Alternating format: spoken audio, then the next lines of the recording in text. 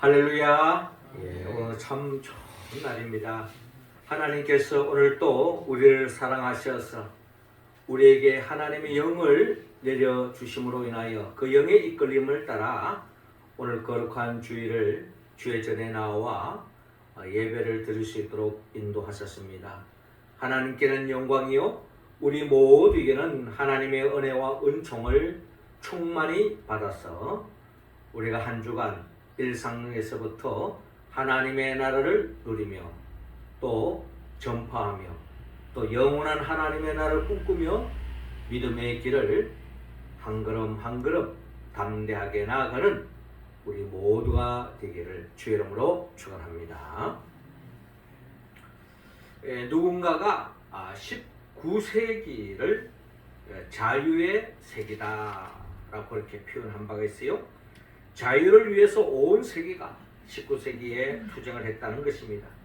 프랑스 혁명이 그랬고 또 미국의 노예 해방, 또 아프리카의 자유 해방, 이런 해방의 사건들이 결국 자유를 향하여 나아갔기 때문에 19세기의 역사가 바로 자유의 세기다 그렇게 표현했던 거죠. 이어서 20세기에는 평등의 세기다 라고 그렇게 또한 이야기했습니다. 자유를 찾고 나니 한 걸음 더 나아가 평등을 추구하게 된 것입니다. 그래서 우리나라도 양반과 또 쌍놈의 계급이 사라졌습니다. 그리고 남녀 평등이 가장 많이 부르짖는 시기였던 것입니다.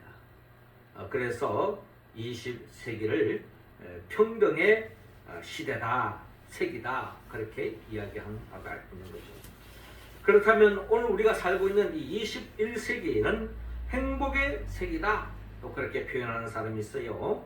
온 세계 사람들이 행복을 추구하고 있는 것입니다. 그래서 교회에서도 행복한 교회, 또 가정에서도 행복한 가정, 이처럼 각 개인이 다 자신의 행복을 추구하고 있는 것이 오늘 우리가 살아가고 있는 이 시대적인 상황이다, 현실이다 그렇게 이야기할 수 있는 것입니다. 그러나 행복은 사람마다 다 차이가 있고 또 행복을 느끼는 또 범위도 다양할 수밖에 없는 것입니다. 그러나 성경이 말하는 진정한 행복, 그것은 바로 하나님의 나라를 이야기하고 있는 것입니다. 온전한 행복, 모든 사람들이 다 온전한 진정한 참 행복을 누릴 수 있는 것, 그것이 바로 우리는 성경의 표현에 하면 그게 바로 하나님의 나라다라는 것이죠. 그래서 그 하나님의 나라, 온전한 행복을 누릴 수 있는 그 하나님의 나라가 도래되기 위해서는 우리는 바로 주님이 오실 때에, 재림하여 오실 때에 그 온전한 행복이 충만한 세상이 열린다라고 그렇게 오늘 성경을 통하여 알고 있는 것입니다. 하나님의 나라가, 주님이 재림하여 함으로 인하여 온전한 하나님의 나라가 열릴 때에 이 세상에 진정한 또 온전한 행복을 만끽할 수 있다 하는 것입니다. 그럼 주님이 재림하여 오시면, 우리의 예수 그리스도가 재림하여 오시면 온전한 행복이 어떻게 우리의 삶 속에 펼쳐지느냐 하는 것을 오늘 본문을 통하여 말씀하고 있는 것입니다. 먼저 오늘 본문 4절을 중심으로 해답을 누릴 수 있다라고 우리는 말할 수 있습니다. 4절 말씀 우리 같이 한번 읽어봅시다. 시작. 예수께서 대답하여 이르시되 너희가 가서 듣고 보는 것을 요한에게 알리되. 자, 오늘 본문 마태복음 11장 2절은 이렇게 시작하고 있습니다. 요한이 오게서 그리스도께서 하신 일을 듣고 제자들을 보내요 라고 말합니다. 아마도 요한은 태중에서부터, 마리아 뱃속에 있는 태중에 있는 아기 예수를 태중에서부터 접할 때에 이분이 바로 예수님이라는 것을 성령의 역사를 통해서 깨달았다는 것입니다. 그리고 또한 예수님이 세례를 받으실 때도 세례 요한은 이미 세상 죄를 지우고 가는 하나님의 어린 양이다 라고 증거할 정도로 예수님이야말로 그리스도라는 것을 그는 성령의 도움을 통해서 깨달았던 분이 바로 세례 요한이었던 것입니다. 자, 그랬던 세례 요한이 지금 옥에 갇혀 있습니다. 왜 옥에 갇혔습니까? 세례 요한은 그는 어떻게 본다면 불의를 참지 못하는 사람입니다. 죄에 민감한 사람입니다. 지금 헤롯이 죄로 말미암아 죄를 짓고서 결국에는 잘못된 길로 가고 있기 때문에 잘못된 지도자가 나라를 이끌 때 이 세상은 혼란할 수밖에 없기 때문에 결국 죄값을 치를 수밖에 없기 때문에 그 불행은 고스란히 백성들에게 넘어갈 수도 있기 때문에 그 죄를 회개케 하기 위해서 헤롯 왕에 대해서 잘못된 것을 지적했을 때 그것을 받아들이지 못하고 눈에 가시로 여긴 나머지 결국 헤롯은 세례 요한을 옥에 가두게 된 것입니다. 결국은 헤롯이 세례 요한을 참수하는 죽이는 그런 역사까지도 이어지는 거죠. 그러나 지금 세례 요한은 옥에 갇혀 있는 것입니다. 자, 이런 속에서 예수님에 대한 소문이 들려오고 있습니다. 그런데 이런 예수님에 대한 많은 사역, 표적, 이적을 들으면서 제자들을 보내서 자신의 궁금증을 해결하기 위해서 제자들을 보냅니다. 예수께 여짜오되 오실 그이가 당신이오니까 우리가 다른 일을 기다리오리까 라고 세례 요한의 궁금증을 제자들을 통해서 예수님에게 질문하고 있는 것입니다. 예수님이 진정 메시아냐, 그리스도냐, 이것을 예수님으로부터 답을 얻고 싶어 했던 것입니다. 자, 우리는 여기에서 약간 조금 궁금한 점이 생겨집니다. 그렇다면 세례 요한은 성령의 도움을 통해서 예수가 그리스도라고 깨달았고 그렇게 고백하고 증거했다면 왜 이런 질문을 하게 되었을까 하는 생각을 가져볼 수가 있는 것입니다. 세례 요한은 어떻게 보면 마지막 모든 선지자의 마지막 이 시대 속에서의 예수님의 길을 준비하는 마지막 선지자였다면 왜 이런 질문을 했을까 하는 것입니다. 우리는 성경을 통해서 잘 알 수 있지만 구약에 나타나 있는 모든 선지자들이 열망하고 그들의 증거의 핵심은 결국 메시아가 올 것이다. 그리스도가 올 것이다.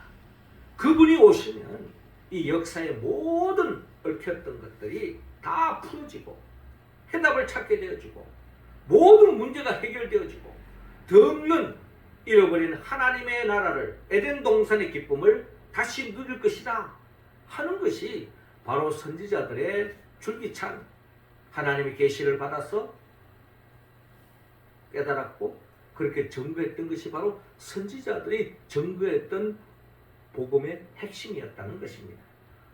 우리가 잘 알다시피 예수님께서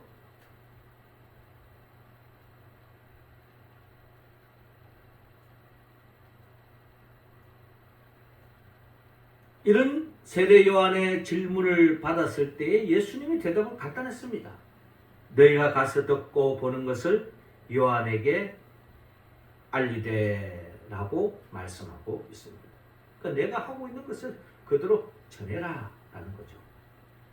자, 이런 맥락에서 보았을 때 이어지는 본문의 말씀 5절 이하에서도 잘 나타나고 있지만 결국 예수님이 그리스도이심을 오래전 이사야 선지자가 예언했던 그런 바들을 이루고 있다라는 것을 증거했는데, 자, 그런 가운데서 지금 세례 요한의 입장에서 본다면 오실 그이가 당신이 오니까 우리가 다른 일을 기다려오니까 라고 의문에 빠졌던 이유는 바로 그 메시아가 이 땅에 왔을 때에 모든 불의는 사라지고 죄인들은 심판이 이루어지고 결국 회개한 자만이 온전한 하나님의 나라를 누릴 것이다 라는 기대 속에 세례 요한은 예수 그리스도를 증거했던 것입니다.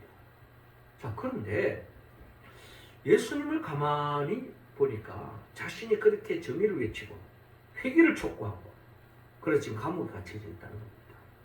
그렇게 본다면 오래전 많은 선지자들도 그렇게 해서 죽음을 당하고 순교를 당한 선지자들 얼마나 많이 있습니까? 그런데 이 예수님이 진정한 그리스도라면, 메시아라면 옥에 갇혀있는 나를 살려주지 않을까 하는 그런 기대치도 있을 수 있는 거잖아요.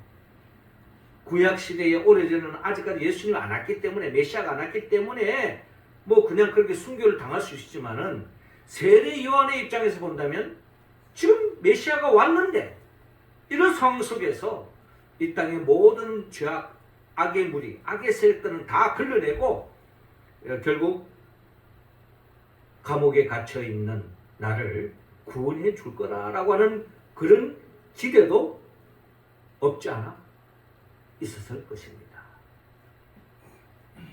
이것이 바로 세례 요한의 아마 이런 질문을 하게 된 배경이 아닐까라는 생각을 가져보는 것입니다. 자, 이런 질문을 할 때에 이 세례 요한의 이 질문이 우리의 삶을 살아가는, 신앙생활을 해가는 우리들에게도 경험할 수 있는 현실적인 이야기입니다. 우리는 이미 예수를 그리스도라고 고백했습니다. 예수님을 믿고 살아갑니다. 그러면 주님 안에서 우리의 모든 문제가, 현실적인 모든 문제가 다 해결되어질 때에 역시 예수님은 그리스도야 라고 우리는 증거할 수 있고 그 주님을 붙잡고 믿음의 길을 걸어갈 수 있는데, 그 주님의 이름으로 기도해도 병이 낫지 않을 수도 있고 문제가 해결되지 않을 수도 있고 또 내 삶의 문제가, 어려움이 계속 자리 잡을 수도 있다는 것입니다. 이런 속에서 정말 예수님이 그리스도인가? 정말 예수 안에서 모든 문제 해결되는가? 하는 그런 궁금증에 또 의문에 또 주님에 대하여 그리스도라고 고백하는 것이 의심스러운 삶의 현장이 있을 수도 있다는 것입니다. 자, 이런 마음이 자리 잡을 것이 우리의 현실 속에서 진행되어지는데, 그럴 때에 우리는 정말 예수가 그리스도인가 하는 의문에 빠질 때가 있다는 것입니다. 그럼에도 불구하고 이 시간에 우리 자신이 한번 예수를 그리스도라고 고백하고 있는 우리들에게 있어서 그럼에도 불구하고 나는 정말 예수를 그리스도라고 고백할 수 있겠는가? 우리 자신이 한번 내 마음에 손을 얹고 한번 생각해 볼 필요가 있다는 겁니다. 우리도 그런 의심에 빠질 수가 있는 거예요. 그럼에도 불구하고 나는 예수를 그리스도라고 고백한다 라고 할 수 있다면 그것은 바로 진정한 승리자죠. 진정한 믿음의 기쁨을 누리는 자의 모습일 것입니다. 그러나 그렇지 못한다면 우리의 믿음은 죽은 믿음이요 병든 믿음이다 라고 우리는 이야기할 수밖에 없는 것입니다. 우리는 성경을 통하여서 우리 현실과는 너무나도 동떨어진 역사 속에 우리가 살아가고 있다 할지라도 예수님만이 우리의 삶의 해답이다. 예수님이 있을 때 내 삶은 진정한 행복이다. 나의 기쁨이다. 내 삶의 모든 문제가 해결되어졌다라고 고백할 수 있다면 우리는 진정한 하나님의 자녀요 천국 백성이라는 것입니다. 사도행전 4장 12절에 다른 이로서는 구원을 받을 수 없나니 천하 사람 중에 구원을 받을 만한 다른 이름을 우리에게 주신 일이 없음이라 하였더라 라고 사도행전 4장 12절을 통하여 증거하고 있습니다. 우리가 이 신앙 위에 섰을 때에 우리는 진정한 하나님의 백성이요 천국을 침노한 자요 또한 영생을 얻은 자의 모습일 것입니다. 우리는 이미 그런 의심이 현실 속에 다가온다 할지라도 정말 예수가 그리스도일까? 라는 의심이 다가온다 할지라도 우리는 과감하게 그런 어둠의 생각을 떨쳐버리고 예수님만이 이 역사 속에서 하나님이 보내주신 하나님의 아들이요 우리의 모든 문제를 해결할 수 있는 유일한 길은 오직 예수님밖에 없다. 내 인생의 모든 문제 해결도 오직 예수님밖에 없다라는 그런 고백 속에서 또한 믿음의 길을 걸어가고 이제 우리가 대림절을 통하여 장차 예수님이 재림하여 오실 때에 우리는 조금도 의심하지 않는 그 하나님의 나라가 온전히 도래될 것이다 하는 그 믿음을 가지고 이 대림절을 보내는 우리의 모습이 다 될 수 있기를 주의 이름으로 축원합니다. 이어 두 번째로 예수님이 재림하여 오시면 회복을 누릴 수 있다 라고 오늘 본문을 통하여 말씀합니다. 5절 우리 같이 한번 읽어봅시다. 시작. 맹인이 보며 못 걷는 사람이 걸으며 나병 환자가 깨끗함을 받으며 못 듣는 자가 들으며 죽은 자가 살아나며 가난한 자에게 복음이 전파된다 하라. 아멘. 자, 이어지는 예수님의 말씀이 나오는데요.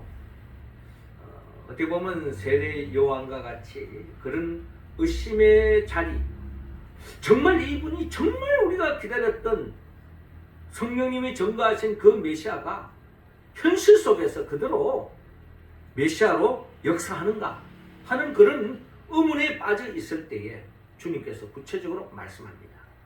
4절 보니까 너희가 가서 듣고 보는 것을 요한에게 말하되 맹인이 보며 못 걷는 사람이 걸으며 나병 환자가 깨끗함을 받으며 못 듣는 자가 들으며 죽은 자가 살아나며 가난한 자에게 복음이 전파된다 하라 라고 주님께서 말씀하고 있는 것입니다. 아닌 게 아니라 예수님의 사역의 내용이죠.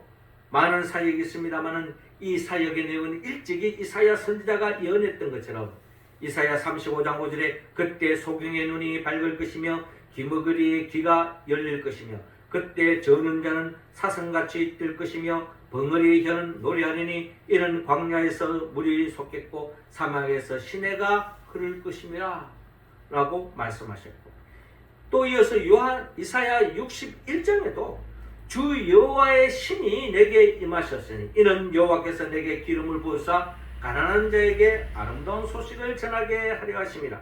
나를 보내사 마음이 상한 자를 고치며 포로된 자에게 자유를 눈먼 자에게 노임을 전파하며 라고 말씀하는 것처럼 이사야 61장 1절의 이 말씀들이 예수님의 삶을 통하여 사역을 통하여 이미 이루어지고 있는 것을 보여주었고 또 그런 역사를 일으켰고 이 이야기를 세례 요한에게 알려줘라 라고 주님께서 지금 말씀하고 있는 것입니다.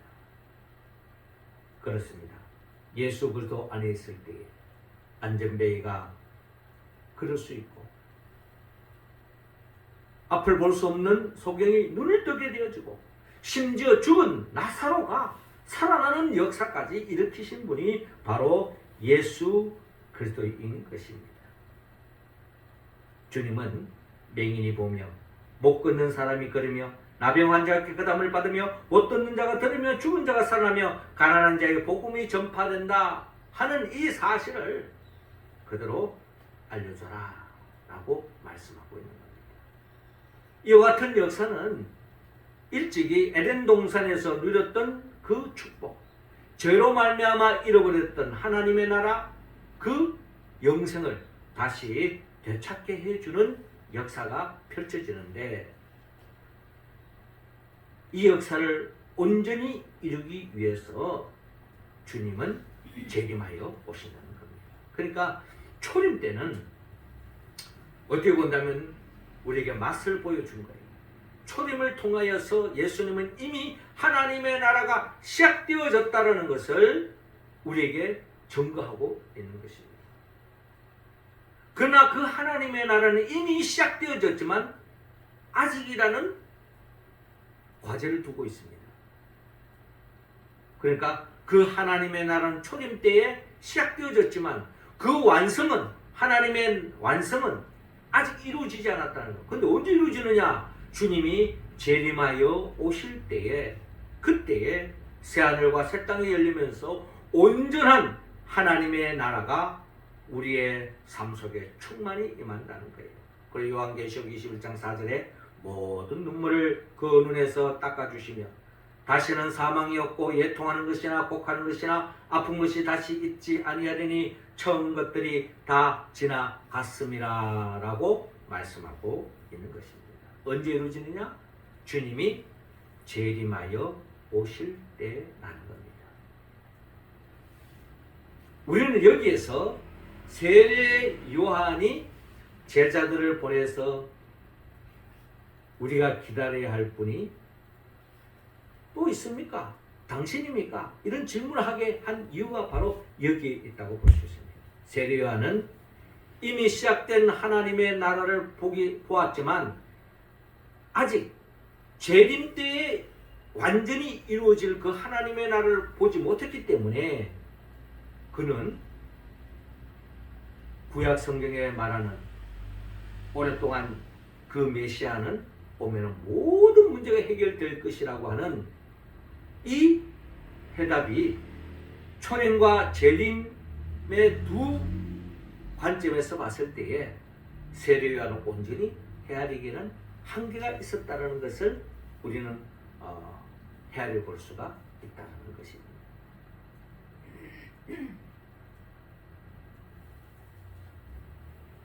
결국 하나님의 나라는 예수님의 초림하여 오셨을 때에 이미 시작됐다는 것입니다.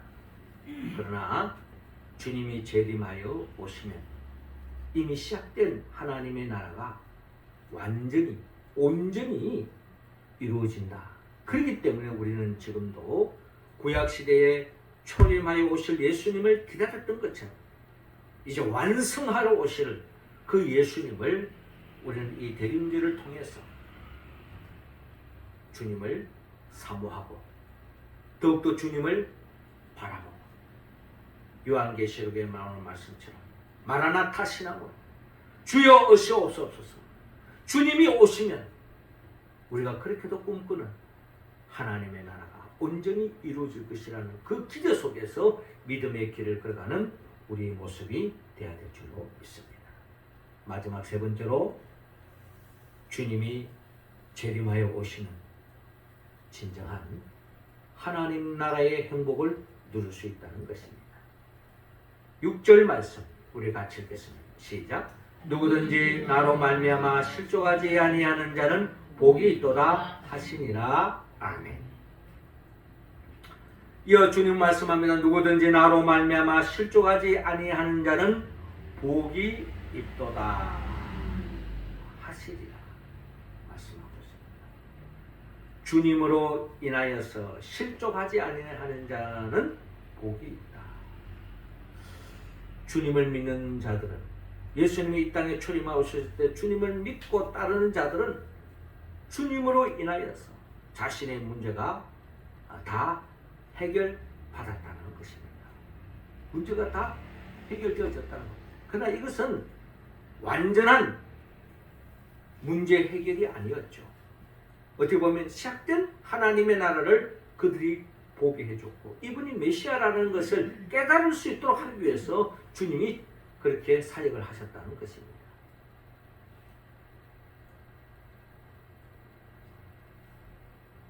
그러면서 주님은 7절에 그들이 떠남에 예수께서 우리에게 요한에 대하여 말씀하시되 너희가 무엇을 버리고 광야에 나갔더냐? 바람에 흔들리는 갈대냐?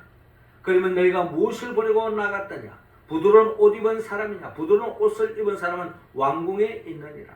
그러면 너희가 어찌하여 나갔더냐? 선지자를 보기 위함이 아니었더냐? 옳다. 내가 너에게 이르노니 선지자보다 더 나은 자니라.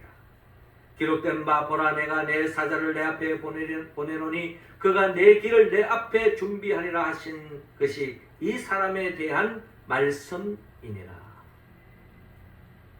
즉 메시아로 오신 그 주님의 길을 준비했던 사람이 바로 세례 요한이었음을 증거하고 있는 것입니다. 그 세례 요한이 오래전 선지자들이 예언했던 그 선지자였던 것이고, 그 선지자였던 그 세례 요한이 바로 주님의 길을 준비했다는 거예요. 그래서 11절에 내가 진실로 너에게 이르노니 여자가 낳은 자 중에 세례 요한보다 큰 이가 일어남이 없도다. 그러나 천국에서는 극히 작은 자라도 그보다 크니라 라고 말씀하고 있습니다.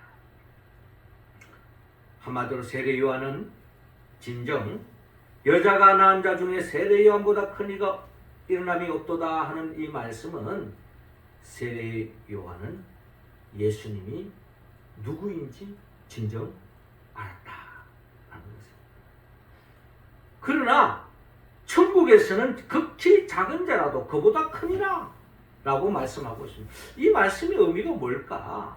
우리는 한번 깊이 생각해 보아야 하는 것입니다. 예수님은 세례요한을 그렇게 높이는데 천국에서는 극히 작은 자라도 그보다 크다 라고 이야기하는데 세례요한을 소홀히 여기는 이야기가 절대로 아닙니다. 그럼에도 불구하고 우리는 하나님 나라의 백성이라고 하는 인식 속에서 살아갈 때에 세례 요한이 누리지 못했던 복을 우리는 누린다면 우리는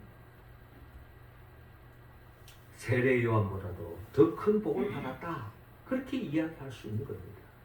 그러면 세례 요한이 누리지 못했던 그 복, 우리는 그 복을 누리고 있느냐라는 것입니다. 우리는 그 해답을 사도 바울을 통해서 우리는 깨달을 수가 있습니다.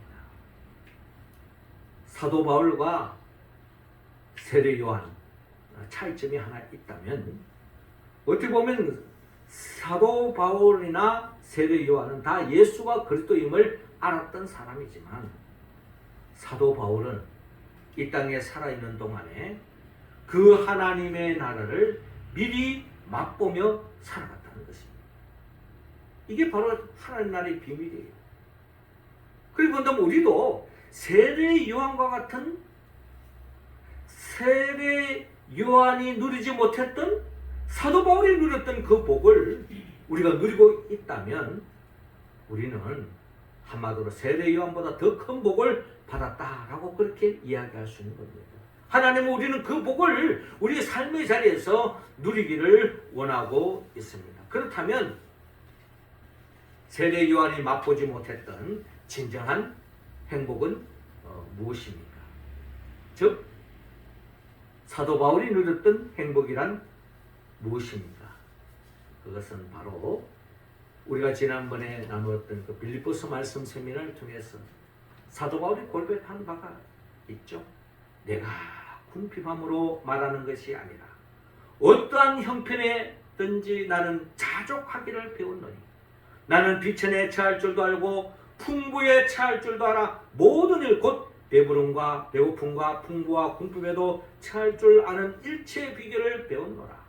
내게 능력 주신 자 안에서 내가 모든 것을 할 수 있느니라 라고 세례 사도 바울은 그렇게 고백했던 것입니다. 예수님을 영접하고 예수님의 복음을 전가하는데도 그는 얼마나 많은 어려움을 겪었습니까? 복음 전한다는 이유 때문에 강도를 만나기도 하고 풍랑을 만나기도 하고 심지어 고초를 당하고 매를 맞기도 하고 결국 순교까지 이르렀지만 사도 바울은 그 속에서 이미 시작된 하나님의 나라를 망tik하면서 살아갔던 것이 바로 사도 바울의 삶의 모습이었다는 것입니다. 이게 바로 우리가 누려야 할, 예수 그리스도 안에서 누려야 할 하나님의 진정한 축복이라는 것입니다. 꼭 죽고 난 뒤에 새하늘과 새 땅에 이르고 천국 가는 것이 아니라 이 땅에서 그 하나님의 나라를 미리 맛보는 것, 이것이 바로 진정한 하나님의 축복의 시작이요 축복의 완성이다. 그러니까 우리의 과제는 죽고 난 뒤에 천국 가는 것은 마땅한 것이고, 이 땅에서 얼마만큼 우리는 천국을 침노하고 그 하나님의 나라를 맛볼 것인가 하는 것입니다. 어떤 사람이 이렇게 얘기했습니다. 나는 겨울이 좋다. 흰 눈을 볼 수 있고 사람을 더 강하고 진지하게 만들어주니까 겨울이 좋다. 봄이 오면 또 이렇게 하나 말합니다. 온갖 아름다운 꽃들이 피고 따뜻하니 봄은 봄대로 좋다. 여름, 가을이 되어서는 초목이 우거지고 활기에 넘치는 여름 또한 그대로 시원해서 좋다. 하지만 가을도 좋다. 가을은 우리에게 겸손을 가르쳐주고 풍성한 열매를 맺어주니까, 이런 사람이 진정한 이 땅을 살아가는 행복한 사람의 모습이 아니겠습니까? 그와 정반대로 느끼는 사람도 있습니다. 겨울이 되면 춥고 게을러서 싫다. 여름이 되면 덥고 땀이 나서 싫다. 가을이 되면 처량하고 허무해서 싫다. 봄이 되면 꽃샘 바람이 불고 노곤해서 싫다. 이래서 싫다. 저래서 싫다. 이런 사람은 진정한 행복을 누리지 못하는 사람입니다. 사도 바울은 어떠한 형편 속에도 자족하는 비결을 배웠다는 것입니다.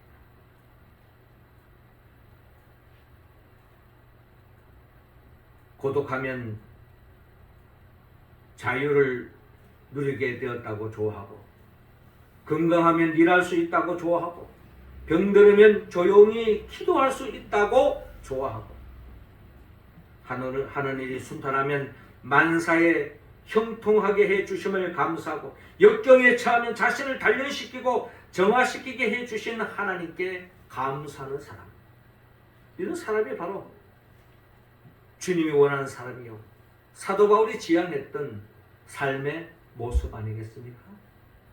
또 초림하신 예수를 믿고 장차 재림하여 오실 예수님을 믿는 사람만이 누릴 수 있는 진정한 행복, 하나님의 나라 아니겠습니까? 우리가 그것을 예수 그리스도 안에서 그 재림하여 오실 그 주님을 통해서 완성되어질 것을 꿈꾸면서 이 땅에서 그 행복을 미리 맛보며 살아가는 삶, 이것이야말로 오시는 주님을 기다리는 마라나타 신앙으로 살아가는 사람들의 진정한 행복이요 축복의 모습이라는 것입니다. 누구든지 나로 말미암아 실족하지 아니하는 자는 복이 있도다. 주님이 들여오시는 그 속에서도 주님의 뜻이 있다는 것입니다. 우리는 끝까지 인내하며 그 하나님의 나라를